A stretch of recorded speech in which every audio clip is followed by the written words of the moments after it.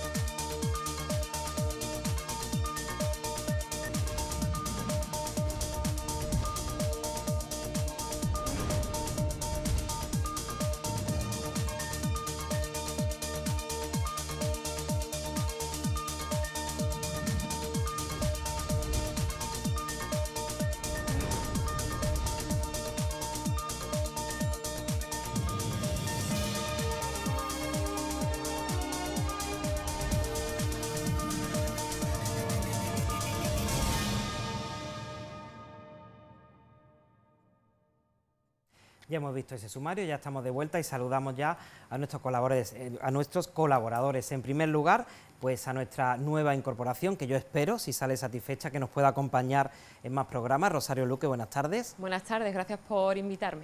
Bienvenida a la tertulia de Málaga TV. Jesús Pérez Lanzá, muy buenas tardes. Hola, un saludo a todos. Y Juan Alcover, bienvenido también y gracias, como siempre, por participar. Buenas tardes, a vosotros por invitarme. Bueno, hablábamos antes de empezar el programa repasando un poco con los contertulios los temas a tratar, y nos hemos puesto de acuerdo en empezar por la vacunación, un tema del que se está hablando mucho últimamente. Es verdad que era algo pues que se esperaba que llegase, y una vez que ha llegado no está satisfaciendo a mucha gente, ¿no? Hay, sobre todo el Partido Socialista y la oposición en la Junta de Andalucía se queja de la lentitud. En cambio, la Junta de Andalucía saca pecho, alaba su buena gestión. Hoy precisamente el presidente de la Junta de Andalucía, Juanma Moreno, visitaba la capital para inaugurar la reforma que se han hecho en las urgencias del Hospital Regional, y decía que ya se ha alcanzado, como ellos llaman, una buena velocidad de crucero, y se están suministrando en 16.000 dosis de la vacuna. Por lo tanto, como siempre, diferencia de opiniones entre partidos. Lo principal es que esas vacunas ya estén llegando y que se estén poniendo. Juan, ¿qué te parece esa gestión que, por empezar, por ejemplo, porque te tengo más cerca, simplemente, esa gestión de la Junta de Andalucía con respecto a las vacunas? Bueno, pues desde luego muy mejorable. Yo quiero ser condescendiente con que la situación no es sencilla, con que hay que aprender de la situación. Nunca se había hecho antes de una manera tan importante. La propia ministra lo decía, es verdad, esa famosa velocidad de crucero, que las comunidades hay que darle un poquito de tiempo, y desde ese punto de vista yo quiero ser comprensivo con la situación. Ahora bien, la falta de autocrítica de este gobierno andaluz a mí realmente me llama la atención. En Andalucía se empezó a vacunar el 27 de diciembre, 15 días más tarde ni siquiera había un plan de vacunación realmente serio para ver cómo se iban a poner esas 140.000 primeras dosis que se recibieron. Luego hablaron de que había una parte de esas vacunas que se iban a dejar para hacer un recordatorio más adelante. El consejero habló primero de un 10%, el vicepresidente habló de, pues si se habían dejado de poner 90.000, pues había 50.000. Es decir, un baile de cifras que a mí realmente me cuesta entender. Y luego me llama muchísimo la atención que, aun con esa falta de ritmo, no se haya empezado a vacunar de lunes a viernes, mañana, tarde y prácticamente noche, porque esto es una prioridad y de salud pública. Entonces, que no se haya vacunado los fines de semana ni los festivos, creo que ha sido un tremendo error. Y una cosa más, llevamos meses desde la oposición pidiendo un refuerzo sanitario. No se ha hecho ni caso, me parece perfecto, pero hombre, ni ahora con un plan de vacunación que hay que hacer a millones de andaluces, que somos 8,5 millones de andaluces, que a este ritmo podemos tardar 3 años en vacunar al menos a la famosa inmunidad de rebaño, que sería alcanzar el 70%. Que todavía no entiendan que hay que reforzar las plantillas de nuestro sistema andaluz de salud, a mí realmente me deja perplejo, porque es que creo que es que no hay voluntad, aunque ellos piensen y sepan que el SAS necesita un refuerzo de profesionales, es que no lo quieren hacer y les da igual las consecuencias. Y creo que por ahí sí se merecen una crítica importante, que es la que yo desde luego estoy haciendo. Rosario. Bueno, nosotros queremos hacer una crítica constructiva, ¿eh? Yo, que soy política, siempre creo que la política, que es el arte de gobernar por el bien de todos, y más cuando es un tema tan importante como la salud, tiene que hacerse con un criterio constructivo. Y con eso, con ese planteamiento, yo hago esta crítica hoy, ¿no? Creemos que la Junta de Andalucía, aunque hace alarde de la vacunación, creemos que tiene mucho que mejorar, como también decía el compañero, ¿no? A día de hoy solamente se han puesto el 38% de las vacunas que nos han llegado. Es decir, por aclararlo, no es el 38% de la población en general la que se ha vacunado, sino que de lo que nos ha llegado... De las dosis llegadas, exactamente, solamente el 38% se han puesto, ¿no? Es decir, es muy poco y el ritmo evidentemente es muy lento. Para vacunar al resto de la población, a toda la población, habría que emplear varios años. Nos parece una temeridad, ¿no?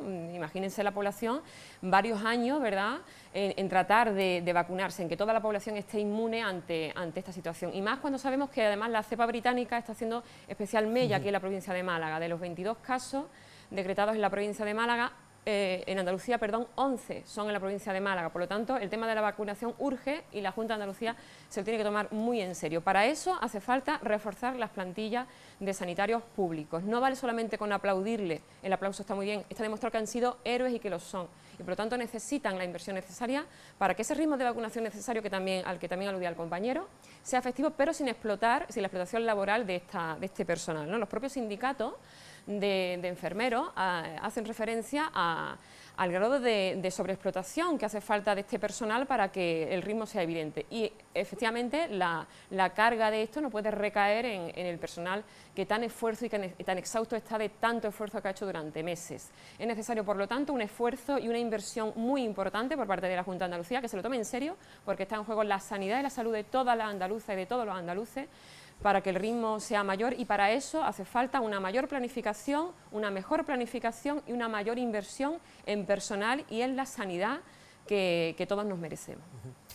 Jesús, ¿ponemos la nota discordante a estas críticas o te unes tú a ella? ¿Cómo lo ves? No, me uno lógicamente en parte, ¿no? Efectivamente la situación es muy complicada.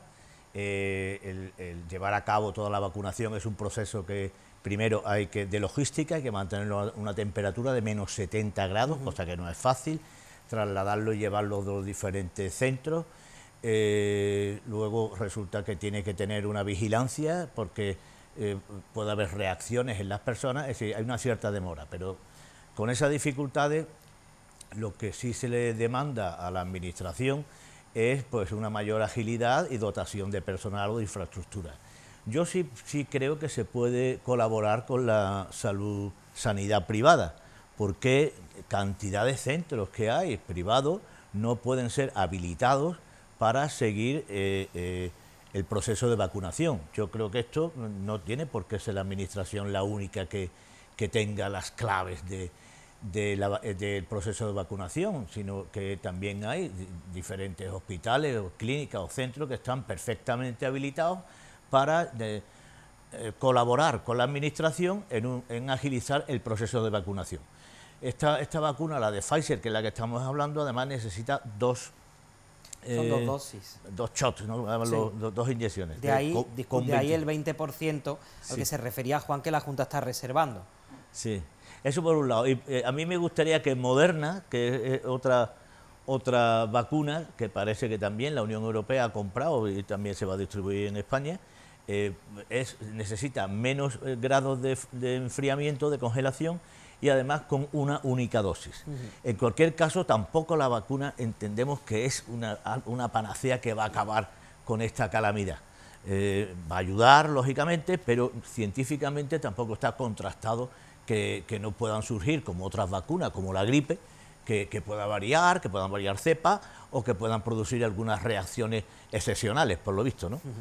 Estaba yo acordando, Jesús, mientras te escuchaba. Decía el otro día en ¿Te ha rueda de parecido prensa... bien? ¿Te ha parecido bien que no he criticado mucho a...? Sí, has estado comedido. Hablaba el presidente de la Junta de Andalucía el otro día en una rueda de prensa en televisión, que yo lo oí en directo, y sacaba pecho diciendo que en Andalucía se han puesto más vacunas que en ningún sitio. Claro, dicho así, puede llegar a una cierta... Lo ha repetido hoy también. Lo ha repetido hoy, no lo he escuchado hoy. Regional. Dicho así, claro, puede llevar a una cierta confusión, porque claro, habrá que decir que Andalucía ha recibido más vacunas que nadie en toda España. Más que nadie, en una primera instancia recibió 140.000 vacunas, porque ha sido en función de la población. Andalucía es la comunidad autónoma con más población de Andalucía. Lo que habrá que medirlo es en términos relativos y de capacidad. Es que Andalucía tiene 1.500 centros de salud, 49 hospitales públicos y 100.000 profesionales. Es el sistema sanitario público más grande e importante de toda España. Y, por tanto, habrá que medir la eficiencia de la vacunación en términos relativos. Y en términos relativos ya no somos los primeros, ni los segundos, ni los terceros. ¿Nos podemos consolar con que estamos en el grupo de la media? ¿Que no somos los que peor estamos? ¿Que Cataluña está peor? Bueno, pues allá quien se quiera consolar con esas cifras, ¿no? Pero si tú vas a dar una rueda de prensa y lo que quieres es sacar pecho y decir que somos los primeros, pues claro, hablar en términos absolutos, siendo la población siendo la comunidad autónoma con más población de España, es al final confundir a la gente. Y por eso quería hacer este comentario de que las cosas hay que medirlas en términos relativos. Rosario. Sí, yo quería puntualizar sobre lo que decía el compañero de la sanidad privada, que nosotros que apostamos por un modelo desde Más País Málaga, apostamos por un modelo público, pero respetando evidentemente que cualquier tipo de población pues puede elegir cualquier alternativa de sanidad o cualquier modelo que le parezca bien, pero esta pandemia ha demostrado que la fortaleza de lo público es lo que realmente asegura un sistema democrático, lo que realmente salva al final a la población es la existencia de un sistema democrático fuerte y en sanidad más que en ningún otro sector, porque asegura que todo el mundo tenga acceso, ¿no? Un acceso universal a eso. Pero sí es verdad que las entidades privadas pueden colaborar en colaboración con lo público, pero no estamos de acuerdo en que, como se hace por la Junta de Andalucía, no solamente en sanidad, también en educación, etcétera, desvíen dinero público para subvencionar sectores privados o para favorecerlos, porque desde lo público se tiene que hacer, o desde los gobiernos se tiene que fortalecer lo público y lo demás es evidentemente de una gestión privada, y mientras además se evidencia, ¿no?, que lo público está necesitando medios, está necesitando personal, pues evidentemente esa inversión es necesaria. Y la economía, los medios y las subvenciones, además las ayudas y las competencias que tiene la Junta son suficientes para hacerlo. Recordemos que en la provincia de Málaga hay hospitales construidos que están todavía sin equipar. Y evidentemente, si por ejemplo el Hospital Costa del Sol de Marbella estuviese equipado en su totalidad, la parte que está construida, o por ejemplo yo que soy de Estepona, el hospital que está construido ahí en Estepona, estuviese equipado, que además en numerosas ocasiones el presidente de la Junta, Juanma, y el resto de consejeros, el consejero de Salud, Elías Bendodo, etcétera, han ido a Estepona a hacerse fotos promocionando la construcción del hospital, que ha sido además con presupuesto del propio ayuntamiento. Pero la Junta aún no ha cumplido la gestión total ni la administración del hospital y a día de hoy sigue cerrado. La sanidad no puede ser algo electoralista, sino que tiene que ser una función real, un objetivo real. Y evidentemente si estos hospitales y estos centros, que además nos consta que hay más en la provincia, estuvieran dotados con el personal suficiente, con los medios suficientes, etcétera, evidentemente el ritmo de vacunación y por lo tanto la salud de todas las andaluzas y de los andaluces sería el adecuado. No hemos hablado de las cifras. ¿Queréis apuntar algo? O podemos, si no, digo por avanzar, que no hemos hablado de las cifras, pero realmente hoy son alarmantes. Hemos registrado más de 1.000 contagios, es el peor dato desde el inicio de la pandemia, un solo fallecido, que ya es mucho, que no es que sea, en la provincia de Málaga, y 271 personas están ingresadas actualmente en los hospitales malagueños. Unos datos que, desde luego, si había alguna duda a lo mejor de estas restricciones que la pasada madrugada entraron en vigor, yo creo que son necesarias, no sé, ahora lo valoraréis, por recordarla un poco, esas nuevas restricciones, cierre perimetral de la comunidad autónoma, la movilidad entre provincias está permitida por el momento, porque ya dijo tanto el consejero de la Presidencia como Juanma Moreno, que eso sería algo que se revisaría prácticamente a diario. El toque de queda vuelve a estar establecido entre las 10 de la noche y las 6 de la madrugada. 6 personas la reunión, el comercio cierra a las 8, la hostelería a las 6 de la tarde, excepto los bares y cafeterías si no sirven alcohol. En fin, bueno, una serie de restricciones, prácticamente las mismas que conocíamos antes de la Navidad, cuando se aliviaron un poco, pero no sé qué pensáis de estas restricciones. También se estaba pidiendo, había algunas voces y algunas comunidades autónomas que pedían un confinamiento breve, pero intenso. No sé cómo lo veis. Empezamos ahora, por ejemplo, por Rosario, y el siguiente tema abre el turno Jesús. Rosario, adelante. Pues nosotros creemos que las restricciones llegan tarde. Yo creo que la Junta siempre es el gobierno autonómico que más tarde anuncia y toma las medidas. Cuando los andaluces ya estamos viendo que en otras comunidades, como en Extremadura, Cataluña, País Vasco, Navarra, están ya anticipando esas medidas, aquí llegan tarde siempre. Y creemos que se debe muchas veces porque el gobierno de la Junta pues retrasa lo máximo posible este tipo de medidas por no cerrar la economía, porque sabemos que nuestra economía, evidentemente, la crisis sanitaria lleva acarreada una crisis económica importante y la toma de decisiones pues acarrea consecuencias económicas graves. Todo eso se vería minimizado, evidentemente, si la Junta también apostara al hilo de estas restricciones y de estas medidas de tipo sanitario por paliar de forma también coetánea lo que es el tema económico, y nosotros apostamos por la diversificación económica y demás, que fortalecería, y una serie de ayudas, evidentemente, a los sectores más afectados. Entonces, estas restricciones nos parecen que llegan tarde, que se deberían de haber tomado antes, para que justamente después de las fiestas se pusieran en marcha y no esperar a hoy, día lunes, ¿no? Y estas medidas que algunas son, bueno, al hilo de lo que había anteriormente, creemos que las cifras, aunque son altas, han subido, no tanto como lo esperado, debido al comportamiento, yo creo que más o menos, ¿no?, responsable de la ciudadanía malagueña y de andaluza, que ha dado un ejemplo, muchas veces nos da un ejemplo, ¿no?, a los políticos, a las instituciones, pero que evidentemente hay que tomar esa serie de medidas, ¿no? Por ahora, bueno, pues nos parecen suficientes, pero sí hay ciertas medidas que nos parecen que no se han tocado, por ejemplo, el tema de la educación, ¿no?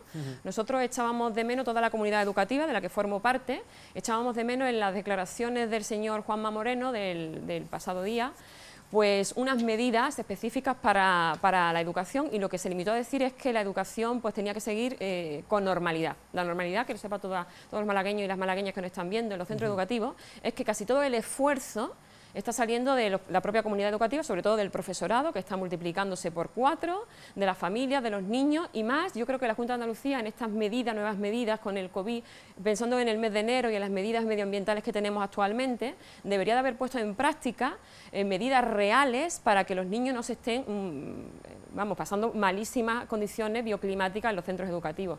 Nosotros echábamos de menos medidas organizativas desde el punto de vista educativa, como decía, educativas, y recordemos en este sentido que el Parlamento andaluz aprobó hace casi un año una ley de bioclimatización de las aulas que todavía no ha puesto en práctica.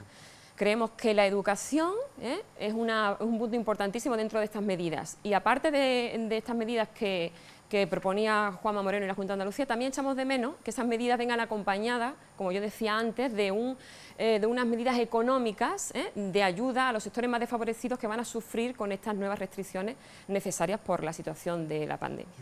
Hoy decía Imbroda, precisamente, creo, hoy o ayer, que se aprovechase el cambio de clase, los 10 minutos de clase, para ventilar. Creo que es otra de las quejas, ¿no? Tú que eres de la comunidad educativa lo sabrás, ¿no? El frío, ¿no?, que quizá pasan los alumnos cuando se están ventilando las aulas, ¿no? Pues mira, David, para mí el otro día fue una imagen, no sé si la habéis visto, ha salido en muchas redes sociales, la imagen de un niño andaluz en un aula lo habéis visto, ¿verdad? Sí. Es una imagen, para mí es la imagen de la derrota, es decir, ver a un niño andaluz, a un pequeño andaluz, en esas condiciones dando clase, es que algo falla. Hay personas que pueden pensar que no se puede hacer nada, pero es que esto es un problema estructural que viene de mucho tiempo. La comunidad educativa lleva mucho tiempo reclamando que los niños andaluces pasan mucha calor a partir del mes de mayo y que pasan frío en invierno. Y antes de las vacaciones, la Junta de Andalucía tenía que haber previsto en nuestras nuevas medidas para la pandemia a partir del mes de enero estas condiciones de frío en los centros educativos andaluces. Estaba lloviendo el viernes en la provincia de Málaga, lluvias torrenciales, todos lo sabemos, estaba nevando en la sierra y los niños con las ventanas abiertas, y el agua cayendo por los pupitres de los alumnos andaluces. Eso no se puede consentir. La inversión en educación se ha reducido el pasado año en 14 millones de euros en la educación andaluza. Y además la ley de educación para reformar todo un sistema educativo de un año, de un curso completo, nos lo da el consejero de Educación, don Javier Imbroda, el día 3 de septiembre. Eso es una falta de respeto absoluto hacia la educación y hacia los niños y la comunidad educativa de esta comunidad, porque en 2 semanas no se puede organizar, no se puede dejar en manos de toda la comunidad educativa que reorganice un curso completo y al final está saliendo súper bien. La educación se está haciendo muy bien, pero por el esfuerzo de los profesores, que ya te digo que nos estamos multiplicando por 4, de los equipos directivos, de los niños, pero claro, necesitamos medidas concretas y con el tema de tiene que invertir ya en bioclimatización de las aulas, y en organización y en reducir la ratio lo máximo posible para que la ventilación pueda ser más flexible, como tú ahora mismo acabas de comentar. Jesús. A mí me parece que estamos en una situación realmente excepcional, es una calamidad que no tenemos mucha experiencia, ¿no? La respuesta por parte de la Administración es la que pueda haber, ¿no? La apertura de, por ejemplo, la unidad de UCI del clínico ha sido muy rápida y está muy bien, ¿no? Efectivamente, ahora lo que tenemos es una gran capacidad para solventar, desde el punto de vista sanitario, todo lo que es el choque de la epidemia. No era como los días aquellos de hace casi un año, ¿no? De marzo, donde no se sabía realmente cómo responder y todos los sanitarios estaban francamente angustiados. Ahora mismo, digamos, sí se sabe más o menos cómo se puede tratar el tipo de tratamiento. Ahora bien, yo soy partidario de la sociedad civil, quiero decir. Son la comunidad educativa, lógicamente, tiene la madurez suficiente como para gobernarse y saber responder a una situación de crisis inédita. La comunidad sanitaria, los médicos, pues tampoco va a venir nadie de la Administración a decirle cómo tiene que actuar. Seguramente será su jefe de servicio o será el director del hospital fulanito. Es decir, que la comunidad sanitaria también es suficientemente mayor y autónoma para no tener que estar dependiendo de la Administración para saber qué hay que hacer y cómo hacerlo. Entre otras cosas porque la Administración no lo sabe, es lógico. Entonces yo creo que estamos en una tercera ola de una epidemia que la única forma de responder es con medidas que sean más o menos drásticas. Nadie va a estar contento. Recordemos que los hosteleros pidieron incluso la dimisión del presidente de la Junta de Andalucía. Bueno, ¿por qué? Porque querían abrir todos los días. Mire usted, alguien tiene que sufrir, ¿no? Y efectivamente estamos sufriendo todos. Para evitar esa epidemia se ha adoptado, o sea, la propagación de esta tercera ola se está haciendo con principio de confinamiento. Llega tarde, bueno, hay gente que pensamos que puede llegar tarde, pero hay otras personas que no les gustan las medidas que se están adoptando.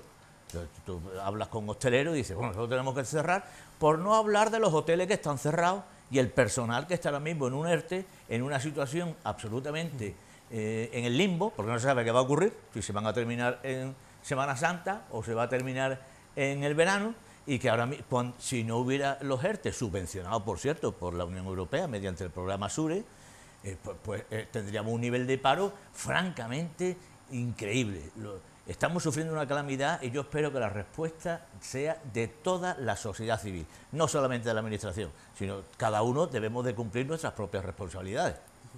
Hoy creo que se estaba negociando la ampliación de los ERTE, me parece, lo trataremos si no en otros programas. Juan, ¿qué de bien o de mal te parecen estas medidas, de estas restricciones? Cuéntanos. Sí, yo recuerdo aquí en este mismo plató, con el compañero Jesús y con otra persona que había aquí hace 21 días, lanzar las campanas al vuelo cuando aquí bajaban los datos de infectados por el coronavirus. Lo recuerdo perfectamente, que yo fui más prudente. ¿Qué campana, Juan? ¿Qué campana? Sí, yo hombre, campana, no, sí, es una frase hecha, por cierto. Es una frase hecha, si no la conoces. Lo recuerdo perfectamente, que yo dije, cuidado con otra vez sacar pecho a poco que va la cosa un poquito mejor. Es que lo recuerdo que me quedé aquí solo en el plató diciendo que vamos a ver lo que ocurre, y todo eso fue, me acuerdo, a raíz también del asunto de la campaña Salvemos la Navidad, la famosa campaña con el asunto del turismo y del comercio. Y hoy precisamente al mediodía, me lo he puesto repetido, te lo recomiendo, Jesús, no es tan aburrido como el BOE y como el BOJA, pero te lo recomiendo. Hoy he escuchado al alcalde de Málaga hablando de que aquellas famosas fotos que dieron la vuelta a España del asunto de Calle Lario, del Día de la Iluminación, que fueron tremendas, y hablaba de que, es que esa foto engaña porque está hecha de forma longitudinal Calle Lario. Eso ha dicho textualmente el alcalde de Málaga, que si se ven desde el punto de vista transversal no es para tanto. Entonces, al final, cuando uno tiene esa mentalidad, que creo que el alcalde de Málaga, desde el punto de vista político, está ya para poco, desde mi punto de vista, para poco, claro, poner esa excusa tan ridícula de una imagen que dio la vuelta a España, no a Málaga y Andalucía, la dio en toda España, porque aquello fue un escándalo de la gente que hubo y de aquella aglomeración por el asunto de las luces de Navidad. Que aquí se ha denunciado y se ha dicho que Málaga se ha gastado 1,2 millones de euros en las luces de Navidad, cuando creo que era una buena oportunidad y un buen año para reducir el coste, ya no solo pensando en la salud, por supuesto que sí, sino también pensando que ese dinero se podía haber empleado para otros menesteres. Pero evidentemente no se hizo ningún caso y no se ha hecho autocrítica ninguna. Y recuerdo que a raíz de aquella conversación salió el asunto de la ola, de que ya aquello iba para abajo, que el asunto estaba bien encaminado. Y fijaros la situación que tenemos ahora. Málaga, a día de hoy, sigue sin tener un plan de recuperación. No tiene un plan específico de recuperación para el sector hostelero y comerciante. A día de hoy no lo tiene. Málaga, la sexta ciudad de España por población, no lo tiene. Y quiero recordar una cosa, antes de Navidad se aprobó un plan de apoyo a comerciantes de 5 millones de euros. No se sabe nada. No se sabe nada. O sí, que va con retraso, eso seguro, con retraso va. Pero, hombre, yo creo que habría que hacer un esfuerzo por agilizar la situación, creo yo. Y luego una cosa que quería comentar, que creo que muy poca gente lo sabrá.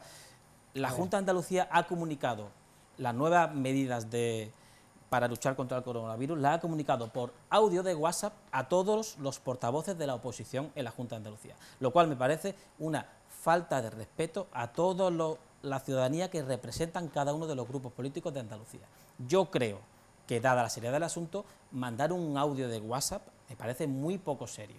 Y creo que una vez más denota la situación de la falta de diálogo y de entendimiento que tiene este gobierno. A mí realmente yo no sé lo que pensarán las personas que nos estén viendo ahora y se estén enterando, pero de verdad que a los 3, 4 líderes de oposición de la Junta que se les mande un audio de WhatsApp para contarles cuáles son las nuevas medidas para luchar contra el coronavirus, ¿les parece serio y no les llama la atención? A mí realmente, de verdad, yo cuando me lo comentaron mis compañeros, a mí me pareció escandaloso. Realmente es que así es muy difícil entenderse con nadie. Y termino con una cosa de las medidas. Yo soy el primero que siempre he dicho aquí que yo voy a apoyar prácticamente todas las restricciones que haya, porque creo que además eso lo dictan los técnicos, no creo que sea el propio presidente en persona el que piensa en las restricciones, por lo cual desde aquí yo siempre voy a apoyar, en general, salvo que sea algún disparate, las restricciones que vayan a venir. Yo estoy convencido que la prohibición de movilidad interprovincial está por caer, es decir, ahora mismo no, pero yo creo que eso va a llegar, y ya veremos si también viene la municipal que tuvimos hace unos meses, que no se podía salir cada uno de los municipios donde residiera. Pero yo, desde luego, voy a apoyar las restricciones que haga falta, porque estoy convencido que vienen avaladas y asesoradas por técnicos sanitarios, y a partir de ahí, repito, me parecen muy bien las restricciones que haya que hacer pensando en la salud de la población, pero tienen que venir acompañadas de un plan de apoyo a todos esos sectores que están sufriendo en primera persona la crisis económica. Rosario, adelante. Sí, yo quería discrepar un momentito con el compañero Jesús, ¿era, no? Ya me parecía a mí raro que no discrepara. Y mira que te he lanzado cosas para que discrepe. Pues yo, educadamente, quería discrepar con Jesús en el peso que él le ha otorgado de responsabilidad a la sociedad civil. Yo creo que la sociedad civil ha demostrado durante la pandemia que es la que al final ha sacado esto para adelante, ¿no? Los héroes de los sanitarios, de las limpiadoras, de las cajeras de supermercados, pero necesitamos, por muy superhéroes que necesitemos, que seamos, necesitamos medios, y las administraciones tienen que cumplir su papel. Las administraciones son los que gobiernan y son los que administran y los que organizan, y ellos tienen su responsabilidad además. Los que nos gobiernan tienen que tener conocimiento de lo que están gobernando. Es decir, con todo mi respeto, yo creo que el consejero de Educación de la Junta de Andalucía no puede ser una persona que no tiene conocimiento, que se le nota de educación, como Javier Imbroda, con todo mi respeto. A veces habla y la comunidad educativa pues se queda con la boca abierta porque creemos que no tiene mucha empatía a lo que está diciendo. Es decir, necesitamos un consejero de educación que entienda de educación, y por mucho que nosotros hagamos, en los centros educativos hemos hecho una carrera tremenda, desde el 3 de septiembre hasta el día 15 que empezaban las clases, pero necesitamos más personal de apoyo, más docentes, más infraestructura, necesitábamos incluso más personal de limpieza, necesitábamos, que en eso podían colaborar también los ayuntamientos, necesitábamos mascarillas, necesitábamos más dependencias de las que tenemos, es decir, necesitamos medios que por mucho que seamos héroes, las personas de la sociedad civil, y por mucho que seamos muy responsables y muchas veces le demos lecciones incluso a los políticos, necesitamos esa ayuda y esa organización por parte de los políticos y de la administración, que para eso están. Y más cuando, como yo decía antes, el año pasado la Junta de Andalucía destina 14 millones de euros que estaban para el sector público de educación en otros sectores. Es decir, es que necesitamos, por muy héroes que seamos, necesitamos medios, materiales y humanos para hacer mejor nuestro trabajo, porque si no se producen condiciones muy injustas de sobreexplotación del personal y que por más que queramos, pues necesitamos medios y apoyo. Y después también quería decir, al hilo de lo que decía el otro compañero, que me parece interesante, el tema de la economía, que yo lo nombraba antes, ¿no? Es verdad que esa serie de medidas que llegan tarde por el tema de la economía y que cuesta cerrar la economía. Yo creo que es el momento también de que las administraciones, no solamente la autonómica, también las municipales, la Diputación Provincial, etcétera, se tomen muy en serio el tema, como yo decía antes, de la diversificación económica. La pandemia, estamos condenados a crisis cíclica, eso es así. De hecho, además, esta crisis del coronavirus ha dejado un incremento del 1,7 en la subida del paro, en la provincia de Málaga. Y además el Producto Interior Bruto de nuestra provincia ha bajado alrededor de un 13%. Por lo tanto, las restricciones que ponga la Junta, que son necesarias para asegurar la sanidad, evidentemente, tienen que estar acompañados de esas medidas económicas que nosotros seguimos echando en falta. Recordemos las colas del hambre que se están dando también en la provincia de Málaga. Estas Navidades, vecinos de Estepona, por ejemplo, y de Málaga, hemos estado haciendo una campaña desde Más País Málaga, una campaña para apoyar para que ningún niño se quedara sin juguetes estas Navidades, porque había muchas familias pasando necesidades. Y la Junta de Andalucía tiene que ser consciente de esas necesidades y tiene que hacer un plan alternativo. Los autónomos son los grandes olvidados muchas veces de las ayudas y de lo económicas. Esta es más una crítica a nivel nacional. La cuota de autónomos ha subido en esta época. No puede ser que suba, ¿no?, la cuota de los autónomos cuando están pasando un momento tan dramático. Entonces, campañas de apoyo al comercio local, subvenciones, ayudas en los impuestos a esos colectivos que más están sufriendo. Nosotros también lo echamos de menos en esas medidas económicas que tienen que ir unidas, que no se le olvide nunca, a la Junta de Andalucía con este tipo de medidas de tipo sanitario. Yo quería darle a... como le ha contestado y después Juan, a Javier Imbroda, Javier Imbroda, Javier Imbroda, y bueno, él ha sido profesor. Y tiene una amplia experiencia en educación de jóvenes y aparte en educación deportiva. Pero no es lo yo mismo. creo, perdona Rosario, yo creo que, en fin, tampoco yo soy para examinar cuál es su actuación en estos años, casi 2 años que lleva como consejero, pero vamos, yo entiendo que algo sabe. Pero de todas maneras vuelvo a insistir, a mí no me parece, yo creía que al hablar de sociedad civil, yo esperaba más y espero más de la población. O sea, yo creo que esto está esperanzado. La administración, en el ámbito político, en ese escenario donde los políticos unos y otros se entienden y debaten sobre cuestiones que la mayoría de las personas no estamos un poco al día, o si lo estamos, no son relevantes, yo vuelvo a insistir en que las respuestas que ha dado todas las personas, tú mencionabas cajeras, auxiliares, conductores, transportistas, la respuesta ha sido del pueblo, de la gente. Y yo confío más en una respuesta de las administraciones que están mirando continuamente qué dicen los medios de comunicación. Y lo primero que dicen los medios de comunicación es qué dicen los políticos. Y entonces es como un pequeño circo, un escenario, donde uno y otro, como en una imagen especular, se está mirando continuamente. Bueno, yo confío más en la gente, confío más en el esfuerzo de la persona. Lógicamente la administración está para ayudar, está clarísimo, ¿no? Y para eso se pagan impuestos. Pues claro, yo no pago impuestos para que tiren cohetes, para que pongan escuelas, para que pongan hospitales, para eso pagamos los impuestos. Quería hacer esa puntualización, Rosario. Yo quiero contestar un momentito y decirle que Javier Imbroda... Le contesta Rosario, que creo que no está de acuerdo, me da a mí que no está de acuerdo con Jesús, y después ya Juan. No está de acuerdo porque no lo sabe todavía. No, Javier Imbroda no ha demostrado su experiencia en la educación, desde luego. Lo que ha demostrado, eso sí, es que tiene negocio en la educación privada y concertada, y eso. entonces deriva más intereses hacia ese sector. Yo ahí no entro. Yo eso no sé qué. No lo sé. Sí, no, Rosario, un pequeño apunte sobre el asunto de los autónomos, que tú decías que son los grandes olvidados y que creo que históricamente ha sido así, pero me da la sensación que la situación está cambiando. Los datos están ahí, yo soy economista y entonces tengo mucha fijación por los datos, ya lo sabéis, que aunque todos son interpretables, pero creo que da desde luego una medida de las situaciones de las que hablamos. Desde el inicio de la pandemia, los autónomos de Málaga han recibido 268 millones de euros en ayudas, con exoneraciones a cotizaciones sociales o por ayudas de cierre de la empresa. 268 millones de euros. Estoy hablando de memoria, creo que eran alrededor de 70.000 autónomos, que venían a ser más de la mitad de los autónomos de Málaga y provincia.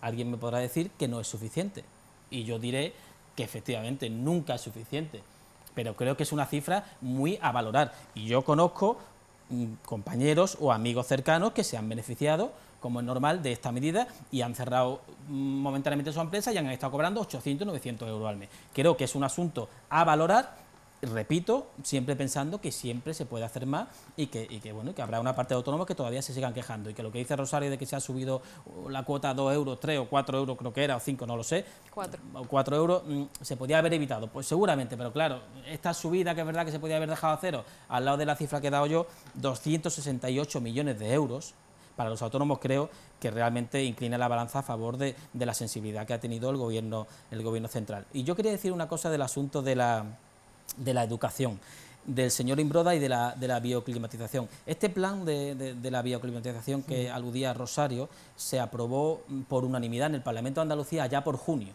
del año pasado. Hablamos de más de 6 meses. ¿Qué es lo que se ha hecho? Cero. Y si uno pregunta en el Parlamento de Andalucía o en la consejería correspondiente, lo que te dicen es que se está estudiando y analizando los posibles colegios que pueden entrar en esa convocatoria, que de los 7.000 y pico que hay en Andalucía se hablaba que unos 4.000 y algo podían estar necesitados de más calor o de más frío, para entendernos, ¿no?, según la situación. Entonces, o sea, 6 meses más tarde todavía están con el cribado de colegios en toda Andalucía, y a partir de ahí pues ya se verá qué es lo que se hace y qué es lo que no. Es decir, que a este ritmo, ¿cuándo va a tener una medida efectiva este plan, que repito que se aprobó por unanimidad en el Parlamento de Andalucía? Entonces realmente yo creo que merece también una crítica y que tendrá que ponerse alguien las pilas. Decía Jesús que no tenía por qué, pero bueno, lo hace igualmente, defender al consejero Imbroda. A mí hay una cosa que me llama mucho la atención del consejero Imbroda, aparte que ya... Es de tu favorito. No, vamos, que nos hemos dado cuenta. Rosario aquí. no lo sabe, pero lo sabrá. Es de sus favoritos. Es de mis favoritos. Ya lo sabéis que es paradójico que el consejero de Educación sea, como político, un auténtico maleducado que fue capaz de llamar indigente intelectual al presidente del gobierno. Lo voy a repetir todas las veces que haga falta para que todo el mundo lo sepa y a que nadie se lo olvide. ¿Te refieres a Pedro Sánchez, lo llamó indigente intelectual? Sí. Me parece muy llamativo. Pero todo el mundo también debería saber que es que el consejero Javier Imbroda tiene muchísimos intereses en la educación privada. Lo ha dicho Rosario. Muchísimos intereses en la educación privada, es que eso está ahí. A mí me parece que nombrar a un consejero, que es verdad, y lo he dicho aquí, había expectativas con ese consejero, porque es verdad que tenía un cierto prestigio a nivel deportivo, y yo me consta de gente de la derecha que ha sido una auténtica decepción como consejero, porque es que con 6 meses de gobierno se ha notado que es que no vale para el puesto que le han dado. Podría ser un gran entrenador y un gran estratega a nivel de baloncesto, pero de educación, fuera de la privada, que es el ámbito en el que él se ha hecho multimillonario, y pongo entre comillas, no sabe absolutamente nada. Y yo creo que se merece una crítica, Jesús, por nuestra parte, o al menos por la mía, muy, muy dura. La imagen que decía Rosario, termino, la imagen que decía Rosario del niño con los abrigos en la clase es brutal. Hace un daño a Andalucía, ya no solo pensando en los pobres chavales que sufren ese frío, pero da una imagen de Andalucía absolutamente tercermundista, y que todavía diga el señor Imbroda que la responsabilidad es de los docentes, de esos docentes que lo han tenido haciendo cola para las pruebas anti-COVID en la calle, que las imágenes también que han salido por las redes sociales han sido terroríficas. O sea, colas de 50, 60 y 100 profesores en la calle pasando frío para hacerse una prueba que ni siquiera era de PCR. y que todavía diga el señor Imbroda que bueno, que se puede abrir la puerta 10 minutos, que no hay que abrir las ventanas, es decir, echándole la culpa o la responsabilidad a los profesores, a mí me parece que es indignante y yo creo que la comunidad educativa está tomando buena nota de cómo actúa el consejero. Rosario pedía la palabra, creo que por el tema de las ayudas a autónomos, pero creo que Sí. se han ido sumando temas, ¿no? Sí, solamente Vamos, apuntar que sí, sí. es verdad, ¿no? La ayuda que decía el compañero son ciertas y es de agradecer, es un avance, pero todavía pues hace falta mucho más. Pues, de hecho, bueno, pues los autónomos, es que hay muchos que están cerrando sus negocios y que están desesperados y vemos que son los que más desesperados están porque no tienen otro tipo de derechos históricos que tenemos otros colectivos, ¿no? Derecho a vacaciones pagadas, no tienen... tienen que pagar mucho. Nosotros defendemos también que paguen una cuota progresiva, dependiendo de las ganancias que le dé el negocio, más ayuda a emprendedores jóvenes, etcétera, ¿no? Y como decíamos, bueno, pues que no puede subir la cuota, sino que debería de haber descendido. Es una queja generalizada en el sector. Entonces yo creo que, aunque las ayudas están bien y hay que reconocerlo, pero que no son suficientes y que se espera mucho más, porque de hecho es uno de los colectivos que más necesidad está pasando, que están cerrando muchos negocios y que están desesperados, y además sabemos que todas estas medidas del COVID van a seguir afectándoles, porque no hay otro remedio que controlar, ¿no? Los aforos, las aperturas, etcétera. Rosario, no, si te doy en parte la razón, pero yo solo quería decir que, siendo la primera vez que se llega a un acuerdo con la patronal de los autónomos en España para que haya una ayuda por cese de actividad hasta el 31 de diciembre del 2021, me parece que tiene poca crítica, tiene poca capacidad, que siempre podemos pedir más, y soy el primero que lo he dicho, que más de la mitad de los autónomos, pero todavía queremos más. Pero realmente, no lo digo por ti, hablo en general, yo creo que hay que modular una cierta crítica cuando es la primera vez, repito, que tienen una ayuda por prestación los autónomos. Sí, pero la realidad es que los autónomos siguen sufriendo muchísimo con las condiciones económicas que tenemos, ¿no? Respecto al autónomo, yo creo que es inoportuna la subida de la cuota de autónomo, absolutamente inoportuna. Entre otras cosas porque mucha gente está pensando si cierra definitivamente. Hay muchos autónomos, muchas pequeñas empresas, que están como zombies. Es decir, han pedido un préstamo avalado por el ICO, que tendrán que devolver. Si tienen un trabajador o dos, lo han tenido en un ERTE, y el negocio no funciona porque no entra clientela ni van a entrar. Entonces están demorando el cierre definitivo. O sea, la cuestión es bastante, excede al decir, ahora el gobierno va a dar tanta ayuda como si fuera el dinero del gobierno, ¿no? El dinero es de los ciudadanos que pagan impuestos. Entonces se llega a intentar solventar y mantener algunas empresas. Yo creo que habría que ser, desgraciadamente, selectivo y saber qué empresa hay que ayudarles, porque hay otras que desgraciadamente no tienen una salida.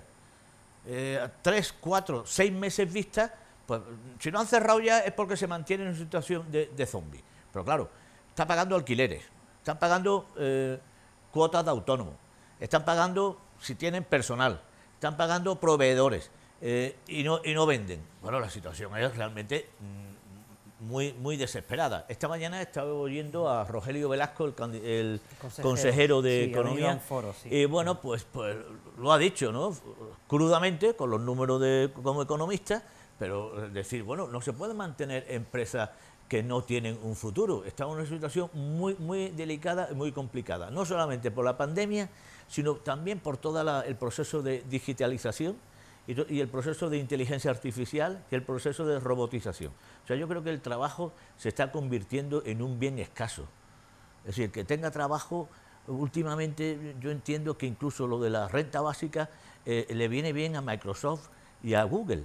Porque claro, si tiene una serie de personas que no trabajan porque no tienen trabajo, pero sí se les da un dinerito a base de los impuestos para que vive. Yo creo que lo decía José María Lasalle, es un tema muy interesante, que creo que incluso se está viendo que la disminución de la jornada, entonces está hablando de 3, 4 días a la semana como máximo, eso es un efecto no solamente de la pandemia, eso es un efecto de todo el proceso de digitalización y de robotización y de inteligencia artificial.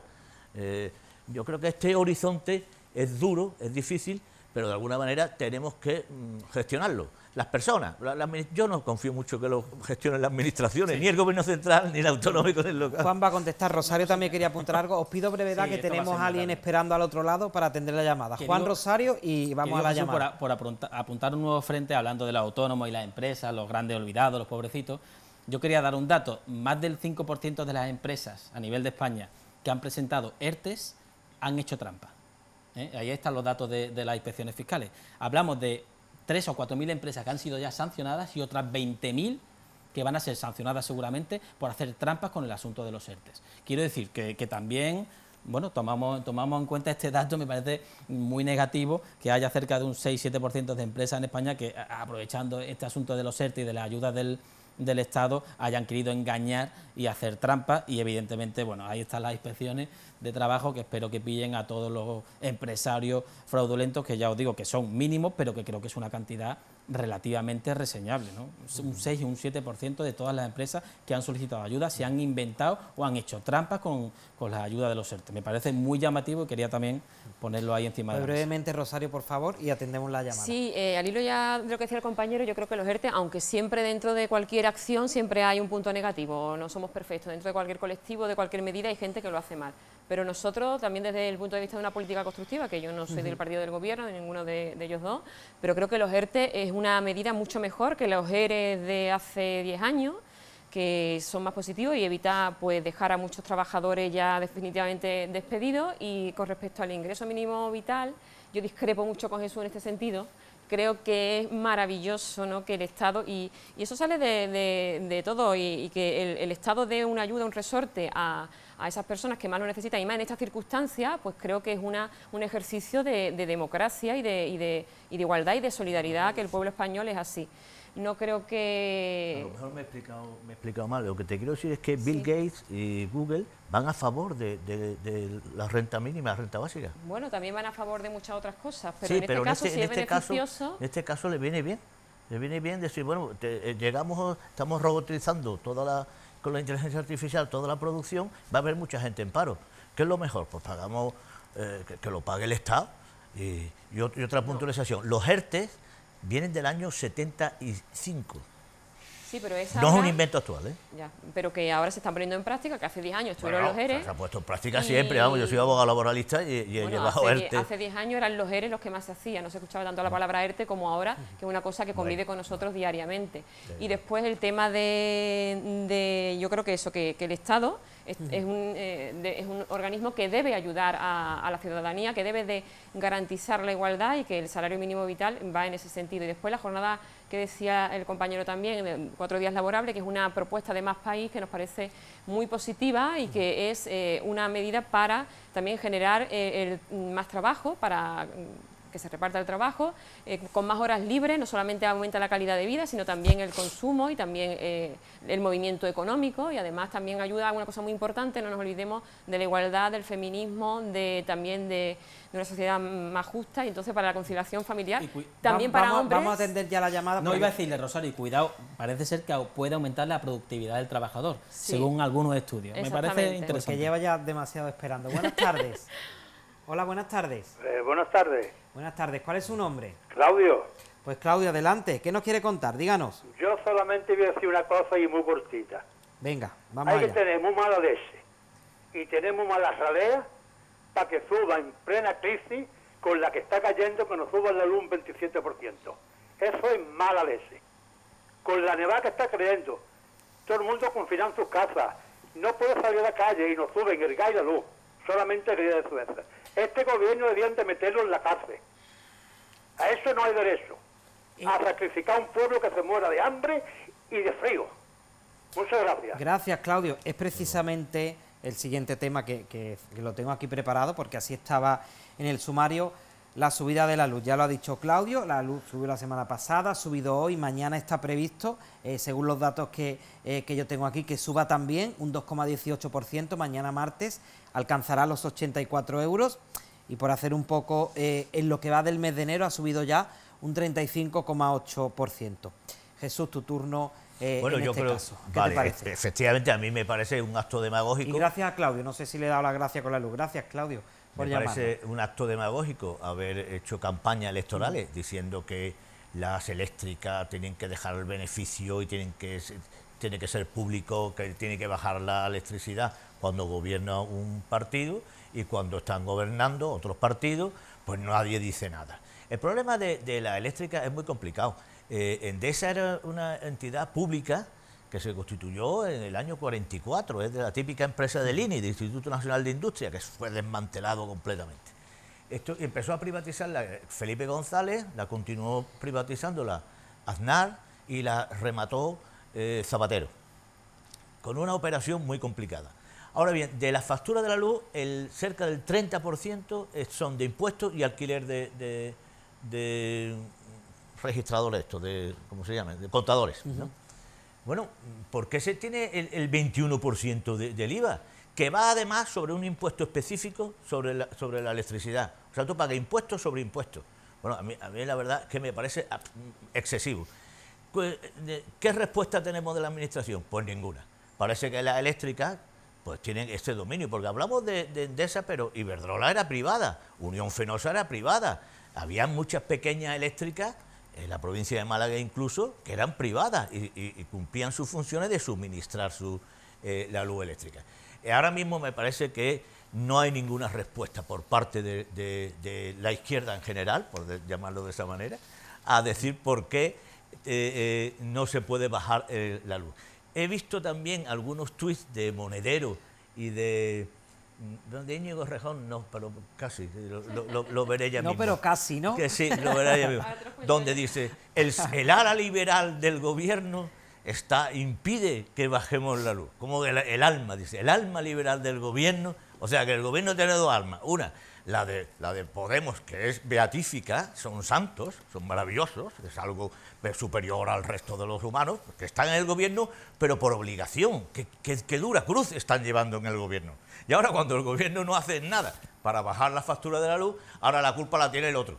Venga, hombre, yo creo que lo que hay que bajar es el nivel de caradura y afrontar el problema con los pies en el suelo. Es un problema muy complicado. La luz viene eólica, si no hay viento no se produce. Lo podéis ver todos los días por internet, ¿no?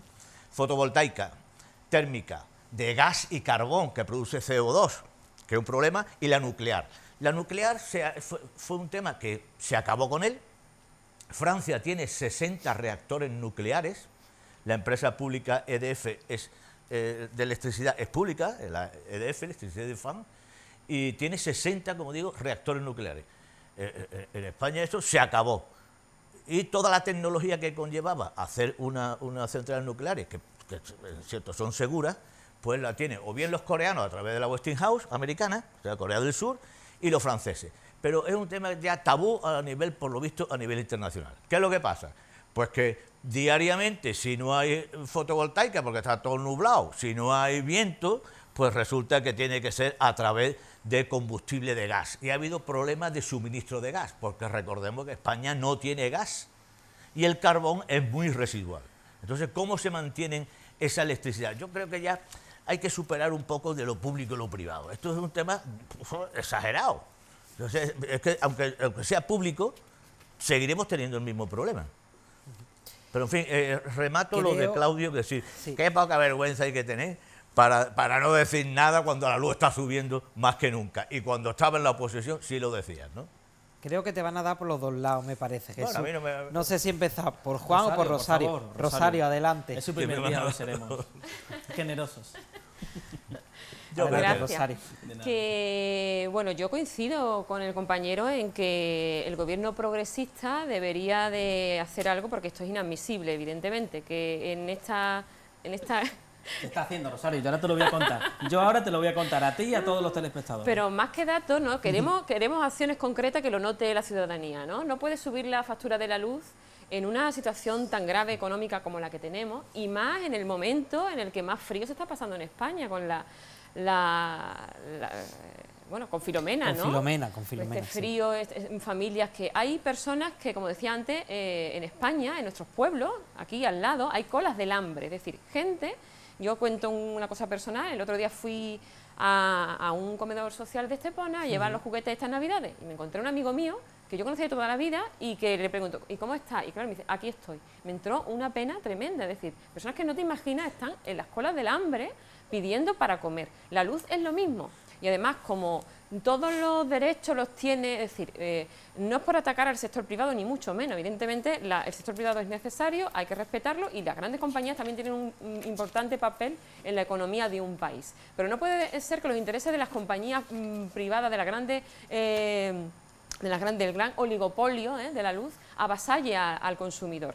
No solamente es que hay gente que no la puede pagar, es que cuando tú no pagas la factura de la luz, te llegan cartas de las compañías eléctricas amenazantes con toda la legislación detrás, te viene con los artículos tal cual, según la ley, están amparados por todas las leyes habidas y por haber, y con toda la legislación te dice o paga usted la luz o se queda, le cortamos la luz. El y le corte cortamos del suministro, sí, eso es un privilegio. Totalmente, es decir, esa carta que a mí me la han enseñado gente con la que yo he estado ayudando y trabajando, a mí me llega una carta como esa en una situación de paro con 2 o 3 niños y te entra ganas de...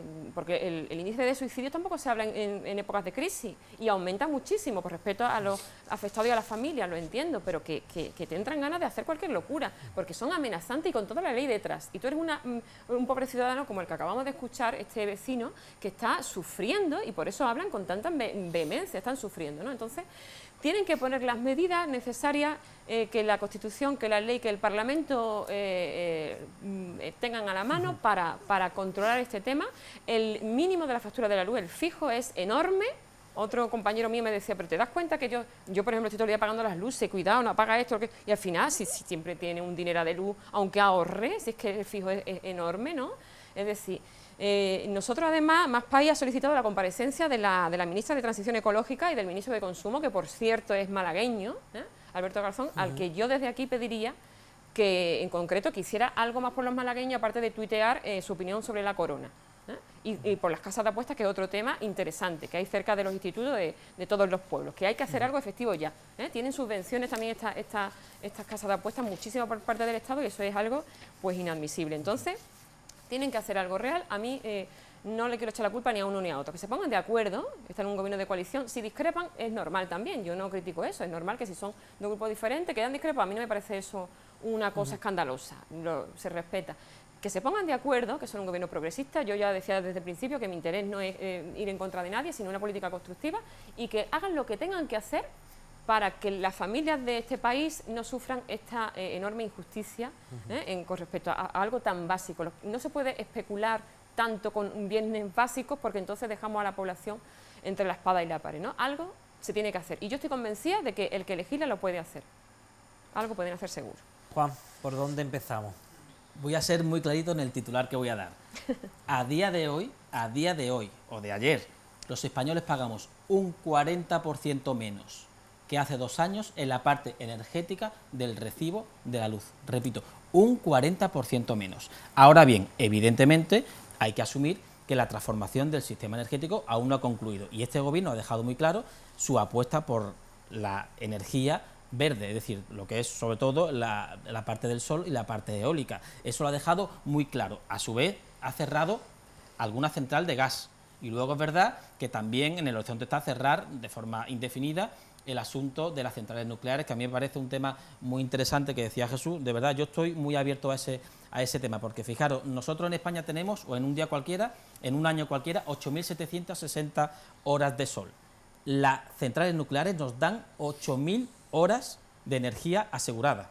Es decir, evidentemente ninguna otra energía alternativa puede llegar a esos límites, y es verdad que desde ese punto de vista es un tipo de energía que desde luego no hay que descartar. O sea, yo ahí sí que es verdad que estoy muy abierto, también en función de los residuos. Yo creo que el tema de la peligrosidad está muy superado, que las centrales nucleares de tercera generación son muy seguras, y bueno, yo creo que ahí ese planteamiento está encima de la mesa, aunque yo creo que lo ideal desde luego es apostar por la térmica, fotovoltaica y por la eólica. Y quiero decir una cosa, el tema de la factura energética que había llamado un televidente que sí, el 27% y tal, evidentemente esa parte que ha subido, primero no tiene una repercusión directa en el recibo de la luz, y aparte no es precisamente lo que fija el gobierno, con lo cual decir que, bueno, las barbaridades que se han dicho me parece tremendamente injusto. El derecho europeo, que de algo sabrá Jesús, el derecho europeo fija el mecanismo de cómo se establecen los precios del mercado eléctrico en España y en Europa. Y desde el punto de vista donde está hoy esa situación, resulta que cuando hay una gran demanda y hay una poca oferta de energías alternativas, el precio se dispara. Y eso es lo que ha ocurrido ahora, que es coyuntural, repito, es coyuntural, porque se ha dado una situación muy específica. No corre viento en estos días, hay poco sol, el precio del gas, de la materia prima del gas, se ha disparado, y cuando confluye eso junto con una gran demanda porque hace frío, el precio se dispara. Pero eso es coyuntural. Quiero dejarlo claro para que la gente no se alarme. Es coyuntural, y por eso he empezado haciendo el balance del 40% menos de coste energético de hace 2 años hacia acá. Y termino con una cosa, y yo le doy la razón a Rosario. El tema de la pobreza energética, pues hay que pedirle más al gobierno, claro que sí. Es inaudito que en el siglo XXI haya gente que no pueda pagar el recibo de la luz o que pase frío en su propia casa. Yo eso de verdad que lo entiendo y sinceramente hay que mejorarlo y hay que corregirlo. Y ahí sí hay que pedirle más al gobierno, y soy el primero que me pongo en la fila para decir, oye, esta situación hay que corregirla. Pero de ahí a echarle la culpa, como se está haciendo, de la subida de la luz y del gobierno, o decir que no se hace nada, cuando se está apostando por la energía alternativa, se ha quitado, por cierto, se ha eliminado el famoso, a alguien le sonará, el famoso impuesto al sol, que estableció el Partido Popular hace ya unos cuantos años y que hizo inviable que ni siquiera yo pudiera ponerme en mi casa unas placas solares térmicas, porque nada más que el proyecto me costaba 2.000 y pico euros. O sea, es que los números no te salían por ninguna parte. Ese famoso impuesto al sol se ha eliminado. Es decir, que se están dando pasos, sí. Y lo que decía antes Rosario, hay que hacer más. Soy el primero que asume que sí, pero al menos valoremos todo lo que se está avanzando. Vamos a ver, se muerde la lengua Jesús. Yo voy a ser muy breve después del meeting que nos da Juan, lógicamente, defendiendo. Me vaya a permitir entonces, porque como no me hacéis caso, yo hago meeting, y no soy breve, y no vais a ser breve, atendemos la llamada y después lo hacemos, porque creo que esto va a ser más de un minuto. Pues le contestamos. Ponte una tirita, también después. Hola, buenas tardes. Hola, buenas tardes. Buenas tardes, ¿cuál es su nombre? Buenas tardes, soy Francisca. Pues Francisca, adelante, ¿qué nos quiere contar? Pues mire, 4 puntos porque no me quiero enrollar demasiado. Yo le pido brevedad, por favor, porque al final... Yo le voy a decir los 4 puntos y adelante. Me voy a enrollar por cada uno. Díganos, y solamente sí. que ustedes, si quieren, lo recogen o lo comentan. Díganos, sí. En primer lugar, me parece que el señor presidente del gobierno... aparte de decirle por ahí fuera que dicen el presidente guapo, pues yo creo que deberían de añadir también el de Lázaro, porque ha resucitado al tercer día. Cuando ya se ha medio quitado el nivel de Madrid. Tengo familia en Madrid y lo han pasado fatal, y no se le ha visto el pelo. Ha mandado a los demás. Punto, ya está. Sigo. Susana Díaz, en el 2015, tengo aquí un periódico de ella, porque tengo un perrito y le pongo papeles antiguos y tal, y entonces casualmente he visto. En el 15, que estaba Susana Díaz gobernando el partido, la Junta. La Junta de Andalucía, sí. Tiene Susana Díaz, se retrasa y no puede llevar a cabo los hospitales que tenía previsto, ni la serie de cosas que tenía preparadas para mejorar el Estado. Eso fue, esa otra cosa que venía en el 15, que no había, como ya le digo, no estaba Moreno, no estaba el señor Moreno. En el 15 ya se echó atrás. Ahora, las luces del alcalde, olé y olé 20 millones de veces. Porque usted sabe lo que es tener un hijo, y yo misma con un hijo con depresión, y pasarlo por el centro y que encima de no haber nadie, que no hubiera ni una lucecita encendida. Ay, Dios mío, esas luces, la alegría que nos ha dado. Todavía tenían que a las luces de Navidad, ¿no, Francisca? Hombre, se refiere a las luces de Navidad, ¿no? Un mes más tendría que estar puesta esa lucecita que eso alegra a los viejitos y a los jóvenes y a todos. Y viva las luces, que eso, digo, se va en una marisca, que se han llevado mucho antes. Otro asunto, Francisca, y ya despedimos, por favor. Los bares. Mire usted, yo veo muy mal que la gente en los bares nada más llega se quite la mascarilla. Tú tienes que hacerlo como dice realmente lo que dicen en sanidad. Tú comes, terminas de comer, te metes el alimento en la boca, te limpias, te pones la mascarilla para masticar, luego te la quitas otra vez, te la limpias y bebes, terminas de beber, te limpias y te la vuelves a poner. Pero claro, como los pobrecitos de los que están en los bares están tan mal, ¿por quién le va a llamar la atención a un cliente que esté pegando voces o que esté con la mascarilla quizás no se la haya puesto en 3 horas que se sigue allí? Nadie. Eso es una cosa que no se puede controlar. No se puede. Tenemos lo que tenemos y nos tenemos que aguantar y hay que tirar para adelante. Y en cuanto a los juguetes de los niños, cuando yo era chica, yo con caja de cartón me fabricaba mi propia muñequita recortándola. O sea, que los juguetes no hacen tanta falta. Más cariño para los niños, más alegría y menos juguetes. ¿Eh? Muchas gracias, Francisca. Gracias por llamar. Buenas tardes, Francisca. Vamos a terminar. Es que ha planteado 4 temas, Francisca, interesantes, pero tenemos que dar paso a publicidad y después ya de verdad que os dejo hablar. Navidad. Publicidad y os dejo hablar. Antes de continuar con esta tertulia, abro un pequeño paréntesis y les quiero lanzar un mensaje dirigido especialmente a nuestros telespectadores, a nuestros abonados y a nuestros clientes. Y es lo siguiente: si reciben a través de teléfono móvil, a través de SMS o mediante correo electrónico un mensaje que diga algo parecido, como que les ha tocado un teléfono móvil o como que el envío está en camino, no le hagan caso. Es una trampa, evidentemente, de manera fraudulenta. Utilizan pues como remitente a correos, que no es correo ni mucho menos, ni tampoco PTV Telecom. El objetivo es que se descarguen una aplicación que entrará en sus teléfonos móviles, está robando todos los datos, está robando contraseñas, cuentas bancarias. Créanme que ya ha habido grandes perjudicados por esta estafa, por lo tanto, ni correos ni esta casa, PTV Telecom, está regalando ni ningún teléfono móvil, ni hay ningún envío en camino, ni nada de eso. Simplemente pues lo borran y no hacen caso de esa estafa. Continuamos y vamos a retomar el tema anterior. Va a contestar Jesús, Rosario y después Juan contesta a la llamada de Francisca. Yo voy a Jesús, ser muy breve, retomando el anterior cuestión sobre el gobierno, qué puede hacer con la factura y tal. Pues puede hacer, yo voy a dar 2 ideas muy fáciles. Una que está ya puesta en medio práctica, que es el bono eléctrico. Si tú tienes un nivel de ingresos, un IRPF, unos ingresos, que eso está... Y de determinada cantidad, pues tú puedes ser bonificado, el Estado bonifique el consumo de esa electricidad. Y el segundo es bajar el impuesto, porque tiene que pagar 21% de IVA. En Alemania no se paga el 21% de IVA, ni en Francia. Pues es una medida muy fácil. Y la mayoría del Parlamento, que es la mayoría parlamentaria actual, puede tomar una decisión de ese tipo fácilmente. Bajarlo del 21, bajarlo pues al 10, por ejemplo, ¿no? Que está bajando una cantidad importante en la factura. Son 2 cositas que la pueden tomar fácilmente. No sé por qué no la adoptan. Rosario, adelante. Sí, yo al hilo de lo que comentaba el compañero sobre las energías renovables, creo que debe de ser la gran apuesta del gobierno español y de nuestro país en general. España es rica en sol y en viento, energías renovables, limpias, y ese debe de ser el futuro.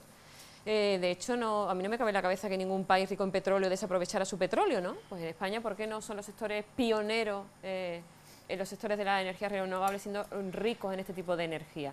Evidentemente hace falta ayudas gubernamentales, una apuesta segura y firme por estos sectores energéticos, y eso además facilitaría pues eso, que no se encareciera tanto este precio. Además sería una alternativa no solamente ecológica, sino además que crearía empleo, pero de una manera mucho más sostenible y ecológica, ¿no? Además, País, de hecho, en el Parlamento es una de sus apuestas, la transición verde, ecológica, como modelo económico y energético, y de hecho, bueno, pues en el Parlamento estábamos junto a ECUO, ¿no? En el Parlamento español, entonces es una apuesta bastante importante por parte de Más País.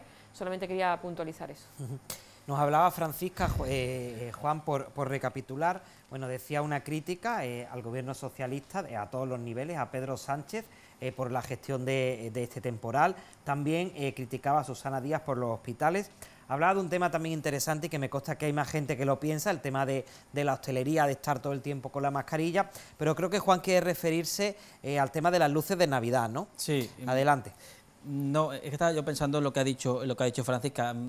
Francisca, ha hecho usted una comparación con aquello que, algo así como que se paga con una mariscá, ¿no? Lo del tema de las luces del centro. Yo quería decirle que la mariscá no ha salido a todos los malagueños. Las luces del centro de este año, 800.000 euros hemos pagado por las luces del centro.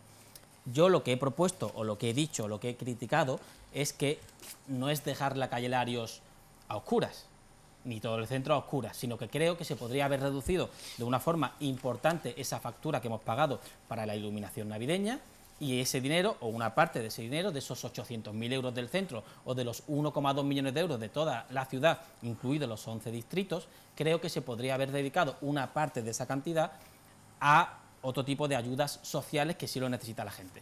Creo que su hijo, o yo mismo, o Rosario, o Jesús, o David, con la mitad de las luces de Calle Larios, o menos de la mitad del presupuesto, seguro que hubiéramos paseado encantados por el centro, nos hubiéramos dado un buen rato de alegría, de diversión y hubiéramos comprado. Esa es la tesis que yo defiendo. Repito, no es dejar la Calle Larios a oscuras, se lo quería matizar porque la mariscada nos ha salido por 800.000 euros, digo por seguir la metáfora que usted ha empleado. Y ya, por cierto, decirle lo de Pedro Sánchez, que ha estado desaparecido. Hubo un tuit, me ha recordado usted, me lo habrá recordado David al recordar sus palabras, hubo un tuit de ayer domingo de Isabel Díaz Ayuso, la presidenta de la Comunidad de Madrid, donde dijo lo mismo que ha dicho usted, que Pedro Sánchez había estado desaparecido. Y resulta que hubo que sacar a la luz un mensaje del día anterior, de la plena situación de la borrasca, de estas lluvias de Filomena, donde el sábado el alcalde de Madrid le daba las gracias públicamente a Pedro Sánchez por haber contactado con él telefónicamente, es decir, de forma personal, y ayudar y ponerse a disposición de todo lo que se ha coordinado con el asunto de la borrasca. Entonces me parece que es muy injusto y creo que es un error por su parte, por quien lo diga, el decir que Pedro Sánchez ha estado desaparecido. Es un absurdo pensar que el presidente del gobierno, con lo que ha caído con Filomena, ha preferido esconderse. Es decir, es que eso no lo haría nadie con un mínimo de raciocinio. Evidentemente, ya le digo que no ha sido eso lo que ha ocurrido. Vale. He entrado en 2 puntos de los 4, por no enrollarme. Bueno, íbamos a hablar también de... Sí, Jesús, de adelante. No. Que íbamos a hablar también de la borrasca Filomena. Tengo por aquí también el tema de la monarquía. Empezamos por la monarquía, si os parece, porque me parece un tema también interesante. Yo, rápido, para que tengan ellos pronto la palabra. Pedro Sánchez se anunció una hoja de ruta para renovar la monarquía, renovar en definitiva la institución. Es cierto que últimamente pues está teniendo muchas críticas el tema de la monarquía, y parece que Pedro Sánchez pues quiere ponerse a trabajar, ¿no?, para diseñar pues lo que he dicho, una hoja de ruta. Empezamos de nuevo por... No, yo iba a decir que empezara Jesús, que sabía que... Venga, pues adelante, sí, por favor. me parece estupendo. Yo encantado. Jesús, ¿qué te parece el asunto? Cuéntanos. Bueno, la verdad es que si ves la historia de los Borbones, pongamos desde Carlos IV, Fernando VII, Isabel II, Alfonso XII, Alfonso XIII, don Juan y don Juan Carlos, y ahora, pues la verdad es que es una historia un poco desgraciada de los Borbones. Es una familia que no ha sido ejemplar en su comportamiento. Pero dicho esto, nosotros tenemos una constitución que es una monarquía parlamentaria y está funcionando desde el año 78, y a mí me parece que está bien. El tema de la república siempre digo, bueno, pero a los que están a favor, ¿pero de qué república me estás hablando? ¿De la república de la segunda república? ¿Me estás hablando de que con la república se puede avanzar, la población va a avanzar más, o sencillamente es cambiar un jefe de Estado por otro?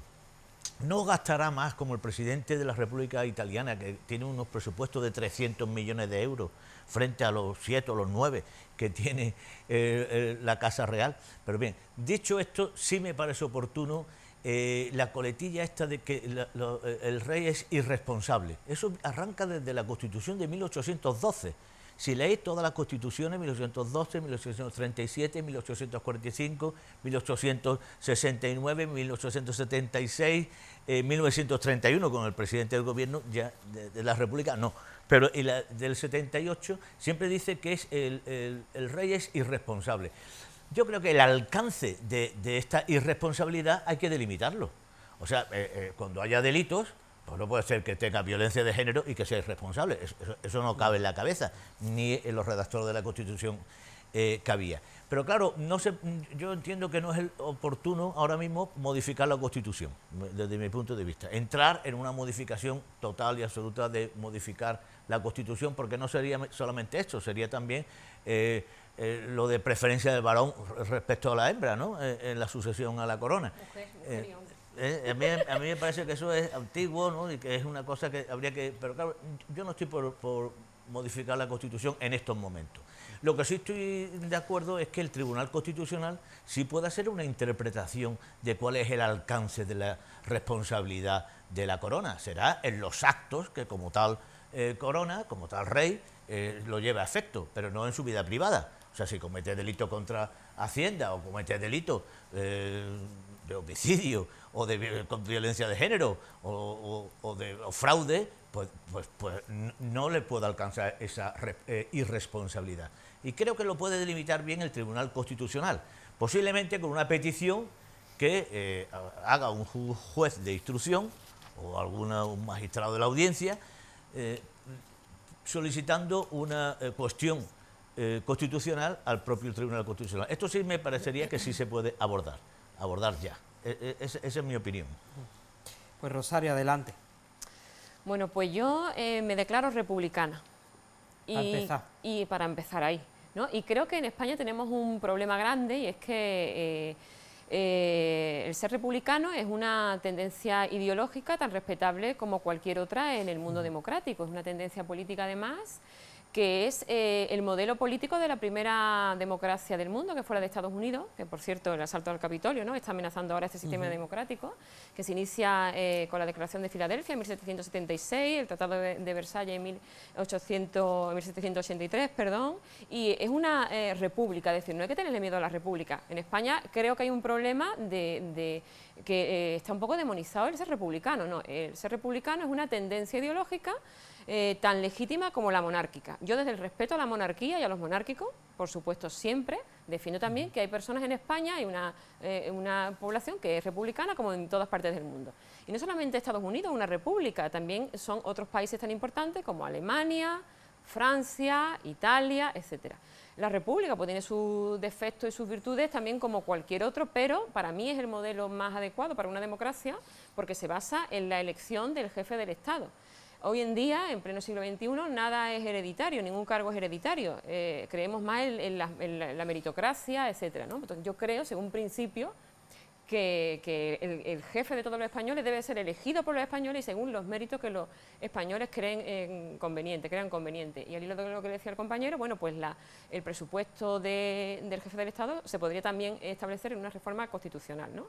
De todas maneras, que sea ahora el momento o no de hacer esa reforma, bueno, pues se puede debatir ahora o después, pero hay que abordarla porque los republicanos en España tenemos derecho a opinar y a proponer un modelo alternativo. Y más cuando en España la monarquía está en una grave crisis, es decir, los sucesos de la monarquía de los Borbones, que como el compañero ha hecho su evolución histórica, ¿no?, llegaron aquí a España en 1714, tras la Guerra de Sucesión.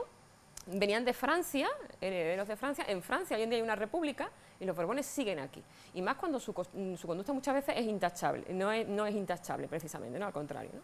Es decir, ¿por qué los ciudadanos no podemos cuestionar y por qué no se puede controlar sobre todo el plano personal del rey? Si el rey no se porta bien, hace cierto delito, pues evidentemente tiene que responder. Nosotros así lo creemos. De hecho, Más País ha presentado al Congreso de los Diputados una proposición de ley para que se llama Proposición de Ley de Responsabilidad de la Corona, para que el rey emérito pues, pueda responder por sus asuntos personales, sobre todo por lo que no es intachable en su vida personal, que ya sabemos que además nos puede incluso costar dinero a los españoles.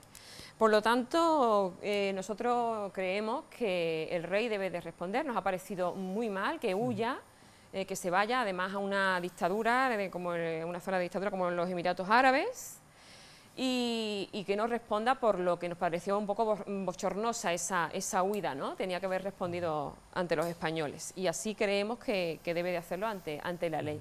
Y que la reforma, para terminar, pues que a mí me parece bien y que es lógico en un Estado democrático que haya un debate y que se pueda apostar por un sistema político totalmente legítimo y basado en principios modernos, como decía, de que las cosas no tienen por qué heredarse, sino que deben de ser elegidos por todos los españoles.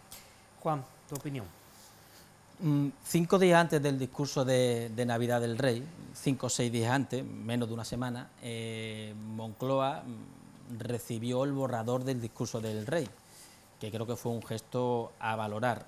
Y el propio gobierno, según tengo entendido, hizo sus puntualizaciones en ese borrador del discurso del Rey, y parece ser que en gran medida fueron atendidas cuando luego, 5 días más tarde, como he dicho antes, el rey pues, protagonizó su discurso navideño. Quiero decir con esto que a día de hoy hay una muy buena sintonía entre entre Moncloa y Zarzuela, entre el presidente del gobierno y el jefe del Estado. No en vano son de la misma generación. Yo creo que hay una palabra que define la situación actual entre Moncloa y la Zarzuela, que es renovación. Y cuando digo renovación me refiero a consolidar la figura del rey como una figura renovadora y que marque un nuevo tiempo en España. Y yo creo que eso va en consonancia con lo que parece ser una inclinación mayoritaria de la población española por la monarquía. Algo que yo particularmente pensaba que era lo contrario hace algunos meses, pero desde luego viendo algunas encuestas me da la sensación de que cuanto menos esto estaría muy disputado si hubiera una especie de referéndum o de convocatoria, pero parece ser que hay una mayoría de gente que está a favor de que las cosas sigan como están, con este nuevo rey, evidentemente, que creo que está marcando distancia con el anterior, y no convertirnos en una república. En cualquier caso, yo creo que es un debate muy interesante al que todos tenemos que estar abiertos. Si algún día España decide ser una república, pues tendrá que serlo, y bueno, en cualquier caso habrá que hacerlo de luego con los mecanismos adecuados y oportunos. Es evidente que no es la prioridad de nuestro país, claro, hablar de si queremos un Estado monárquico o republicano. Por supuesto que creo que tener un rey o no tenerlo, creo que no va a solucionar los grandísimos problemas que tiene la población española, pero desde luego es un melón por abrir y por supuesto que hay que estar abiertos al diálogo, y si hay que cambiar, habrá que cambiar. Igual que en algún momento se puso encima de la mesa que España pudiera ser un Estado federal por ley y por norma, aunque es verdad que podríamos decir que es casi cuasi federal, con 17 autonomías, con muchísima independencia, no total por supuesto, pero con transferencias muy importantes para cada comunidad, y algún día se pondrá encima de la mesa de forma seria. Jesús, pedía la palabra también. Es una pregunta, yo sé que tú no representas al PSOE, ¿no? Realmente, ¿no? Pero el PSOE, ¿tú entiendes que el Partido Socialista es republicano? Sí, el origen del Partido Socialista es republicano. Y ahora mismo apuesta por la monarquía. Bueno, yo te diría que hay una división tanto en la militancia como en el propio Ejecutivo Socialista, Jesús, y eso es así, y eso se habla en todas las agrupaciones. Hay división de opiniones. Yo te diría que dentro del Partido Socialista, dentro de esa división de opiniones, yo te diría que puede haber un 65-35 a favor de una república, pero eso no quiere decir que cuando haya que hacer una discrepancia interna o haya que votar, pues cada uno lógicamente vote en propia conciencia. Pero es evidente que el origen del Partido Socialista allá por 1879 y toda su evolución ha sido tendente a la república. Eso es así y eso es innegable. No, pero yo me refiero hoy día, hombre, no me refiero a la época pero digo que de Pablo Iglesias original. Y te he respondido, yo no puedo hablar por los 140.000 militantes que hay en España, ya ni te digo de los 8 millones de votantes, pero me da la sensación que hay una cierta división de opiniones, con una mayoría quizás hacia la República, pero en cualquier caso todas esas personas, o una gran parte de esas personas que optarían por una república, también es posible que piensen que no es el momento ahora, o que hay otras prioridades, o hay que pensar bien cómo se hace el mecanismo, y eso no es incompatible con que el actual presidente del gobierno socialista tenga una gran relación con el jefe del Estado, y como no es el momento de romper la monarquía, pues evidentemente habrá que caminar todos juntos por el pro de nuestro país. Entendido, ni mil palabras más. Bueno, además ya es que no cabe ni una palabra más las mías para despedir. Me ha querido poner en un aprieto, pero bien. Ha salido bien. Para daros las gracias, Juan, muchísimas gracias. Una semana más. Rosario, muchas encantado gracias. de haberte tenido Igualmente. aquí por primera vez. Y Jesús, gracias también gracias a ti. A vosotros, y gracias, por supuesto, también a todos ustedes, a Francisca, a Claudio, por supuesto, por llamarnos, y a todos nuestros telespectadores. Ya saben, me voy a despedir con una recomendación de uno de los canales temáticos que pueden ver gracias a nuestra red de cable de PTV Telecom. En esta ocasión les voy a recomendar algo muy interesante del canal Cocina, y es que estarán acostumbrados a ver a esas estrellas del canal Cocina trabajando siempre entre fogones, pero ahora el canal nos da la oportunidad cada domingo a las 4:30 de la tarde de conocerlos un poco más a fondo en su faceta personal. Con esta recomendación me despido de todos ustedes y ya saben, mañana Más Málaga TV a partir de las 6 en directo con nuestro compañero Diego Banderas. Muchas gracias. Si la cocina te gusta y la comida te apasiona, los documentales gastronómicos de Canal Cocina te van a encantar. Ahora podrás saberlo todo sobre Jamie Oliver, descubrir un Japón diferente junto a una cocinera experta, o ser testigo de la recreación en nuestro país de un famoso restaurante de Chicago. Sumérgete en el universo más delicioso. Documentales gastronómicos. Estreno los domingos en Canal Cocina. La comida nos une.